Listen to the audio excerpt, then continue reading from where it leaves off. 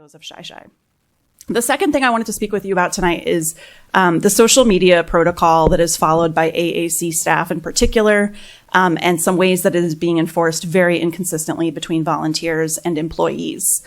And volunteers are essentially held to a much higher standard of social media conduct than City of Austin AAC employees, which is absolutely insane to me. And I'm a former social media manager myself. That makes absolutely no sense. On November 10th, I woke up to a very upsetting conversation on the public Austin Animal Center Facebook page that had been posted a couple days before. And I was going to read you a couple excerpts of the email that I then sent to the volunteer coordinators and asked to be shared with leadership and social media departments. I've also shared this with Stephanie Hayden Howard.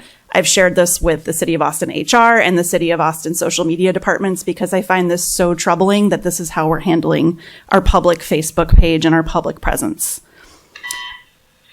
Okay, I'll just say that a member of the AAC staff commented on a public page on a public post by a rescue partner that this person should go F themselves, and that they made threatening comments towards a member of the public and this individual.